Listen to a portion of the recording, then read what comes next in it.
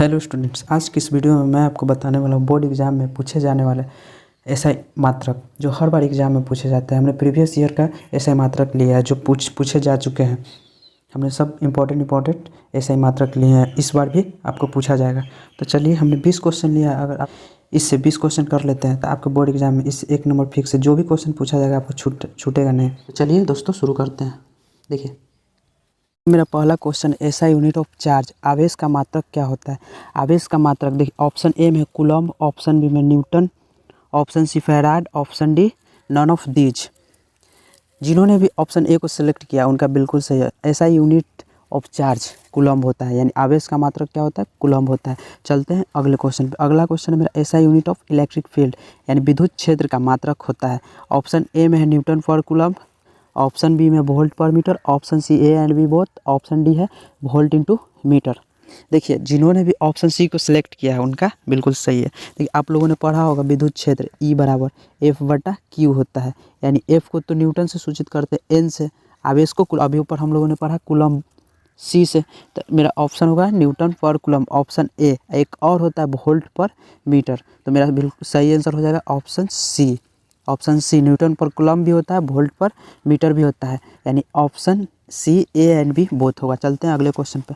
अगला क्वेश्चन है, SI unit of electric flux यानी इलेक्ट्रिक फ्लक्स विद्युत फ्लक्स का एसआई मात्रक क्या होता है। विद्युत फ्लक्स ऑप्शन ए में है न्यूटन इंटू मीटर पर कूलम्ब, ऑप्शन बी है volt into metre, option C A and B both, option D none of these. देखिए, मेरा ऑप्शन भी सही होगा, वोल्ट इंटू मीटर। अभी आप लोगों को फॉर्मूला पता होगा, फाई बराबर ई इंटू ए होता है, ई इंटू ए होता है। इलेक्ट्रिक फील्ड ऊपर पर हमने इलेक्ट्रिक फील्ड का ऐसा यूनिट क्या होता है, न्यूटन पर कूलम्ब। क्षेत्रफल ए को एरिया बोलते हैं, यानी मीटर स्क्वायर। तो कितना हो जाएगा, न्यूटन पर कूलम्ब मीटर की पावर 2 न्यूटन हो जाएगा, न्यूटन कूलम्ब इनवर्स मीटर की पावर 2।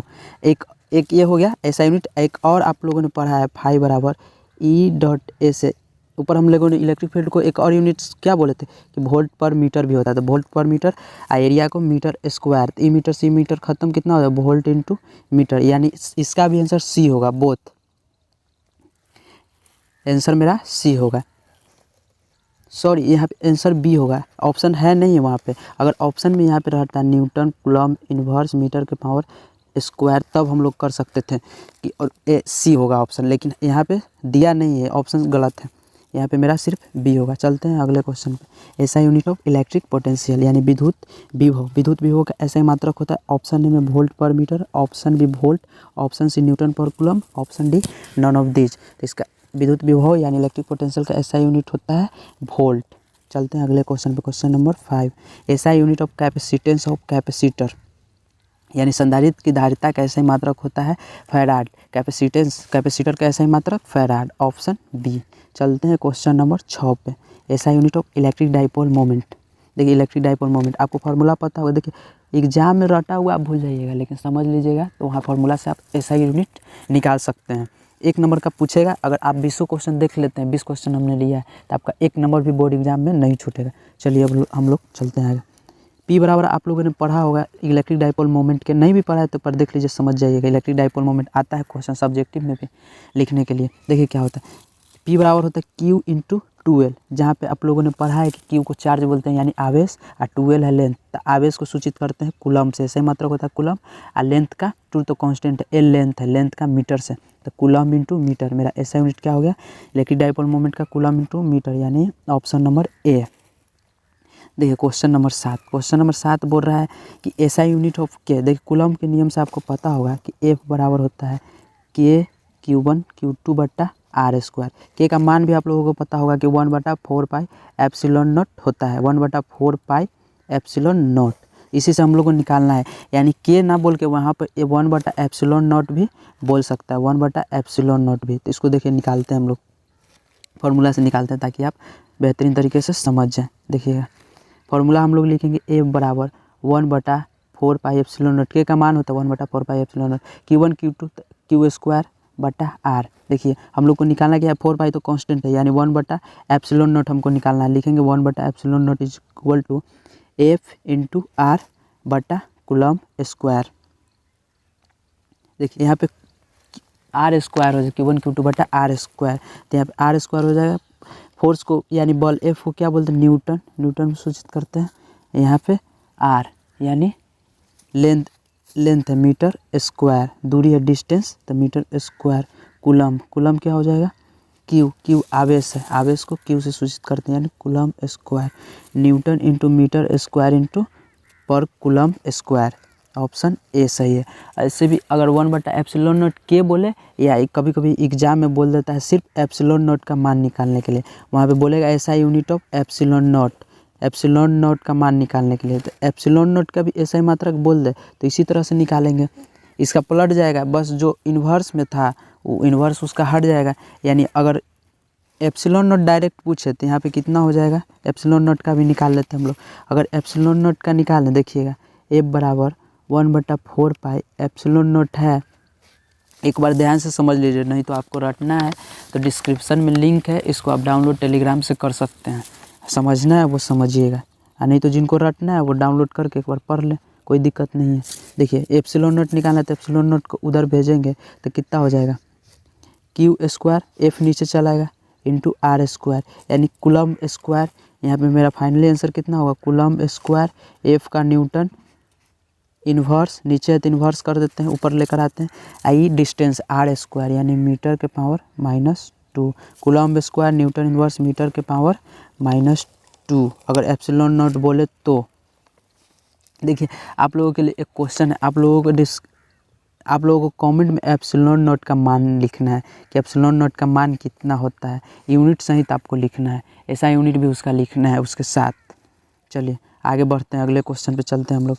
अगला क्वेश्चन है question number 8, SI unit of electric current. Electric current यानी विद्युत धारा का एसआई मात्रक। देखिए ऑप्शन मेरा है कूलम पर second, option B ampere, option C A and B both. तो देखिए यहाँ पे आप लोगों को पता होगा कि करंट यानी विद्युत धारा का ऐसा ही मात्रक एम्पियर होता है, लेकिन नहीं, एक और यूनिट होता है जो एग्जाम में पूछा जाता है, अब बच्चा गलत करके आता है एम्पियर मार देता है, लेकिन यहाँ पे नहीं देखता, ए एंड बी बोथ भी हो सकता है। देखिए कूलम पर सेकंड आप लोगों ने फार्मूला पढ़ा होगा, I बराबर Q/T होता है। देखिए कुछ अलग से नहीं करेंगे, बस आपको समझा रहे हैं। बच्चा मार के आएगा एम्पियर, उसका हो जाएगा गलत, घर आके खुश हो जाएगा कि हम तो सही बना के आए हैं, लेकिन देखिए यहाँ पे कूलम पर सेकंड पर ध्यान ही नहीं देगा, डायरेक्ट देगा विद्युत धारा एम्पियर मार के आएगा, लेकिन गलत है। पहले समझिए, यहाँ पे आप लोगों ने पढ़ा होगा I बराबर Q/T, तो Q क्या है, आवेश है यानी चार्ज है। चार्ज का आप लोगों ने पढ़ा कूलम, समय T समय है, समय को ए से सूचित करते हैं यानी कूलम पर सेकंड भी होता है, यानी ए भी सही है। एग्जाम में जस्ट यही पिछला बार क्वेश्चन पूछा गया था कि विद्युत धारा का ऐसा ही मात्रक, आधा बच्चा एम्पियर मारकर आया था खुश होकर, लेकिन उसका गलत हो गया था। कूलम पर सेकंड पर ध्यान ही नहीं देता है बच्चा, लेकिन आपको कदम फूक फूक कर रखना। चलिए अब अगले क्वेश्चन पे चलते हैं। ऐसा यूनिट ऑफ पोटेंशियल डिफरेंस यानी विद्युत विभव का ऐसा ही मात्रक होता है, विद्युत विभव का ऐसा ही मात्रक होता है। देखिए ऑप्शन है वोल्ट, ऑप्शन बी में जूल पर second, option C A and B both, option D none of these. तो देखिए आप लोगों ने पढ़ा हो पोटेंशियल का ऐसा ही मात्रक वोल्ट होता है, वोल्ट होता है, लेकिन आपने V बराबर फार्मूला भी पढ़ा हो, V बराबर W/Q होता है।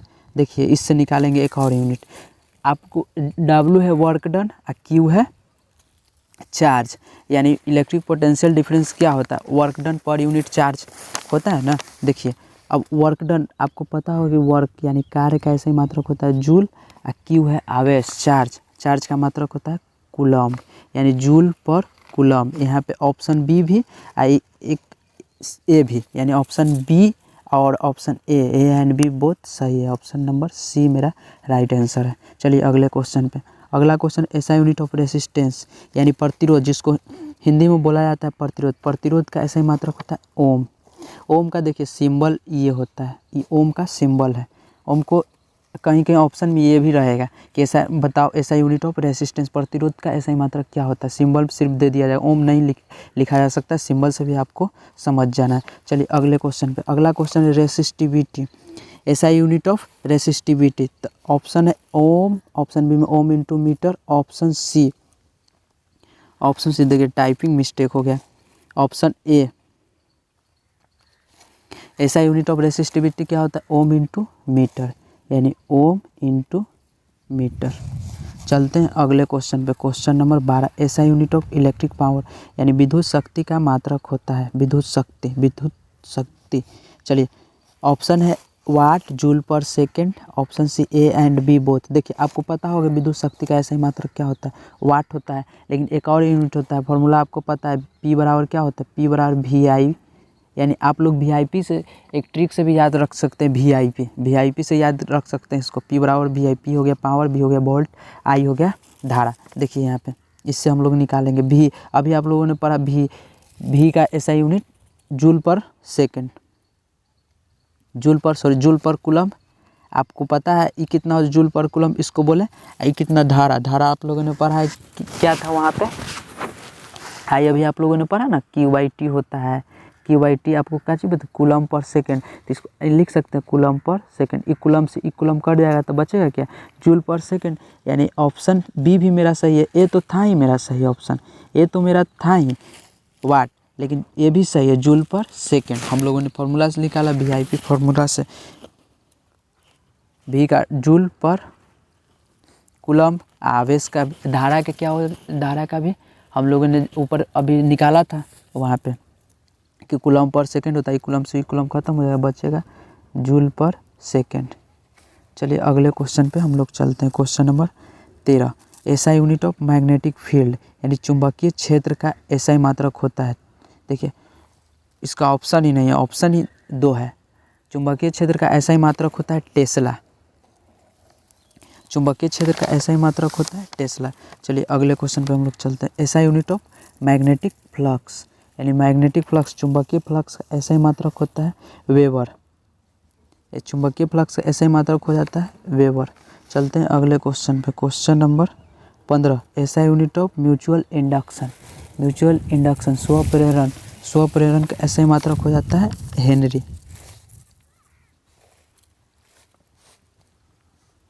अगला क्वेश्चन, क्वेश्चन नंबर 16, ऐसा यूनिट ऑफ इम्पीडेंस, यानी प्रतिबाधा का ऐसा ही मात्रक, प्रतिबाधा रेसिस्टेंस की तरह ही होता है, उसका भी काम है धारा को रोकना, इसका भी काम है धारा को रोकना, यानी इसका भी ऐसा यूनिट हो जाएगा ओम। चलते हैं अगले क्वेश्चन पे। अगला क्वेश्चन है SI unit of pole strength, pole strength का ऐसा ही मात्रक हो जाता है ampere into metre, option A, option A. Question number 18, SI unit of conductance, conductance यानी चालकता, जस्ट रेसिस्टेंस का उल्टा, तो रेसिस्टेंस का उल्टा हो जाएगा ओम, रेसिस्टेंस का होता है ओम, तो इसका उल्टा 1/ओम लिख सकते हैं, या mH महो भी बोलते हैं, यानी option A and option B मेरा सही है। अगला question, question number 19, question number 19, SI unit of conductivity, conductivity का ऐसा ही मात्रक, कंडक्टिविटी का ऐसा ही मात्रक हो जाता है ओम इनवर्स।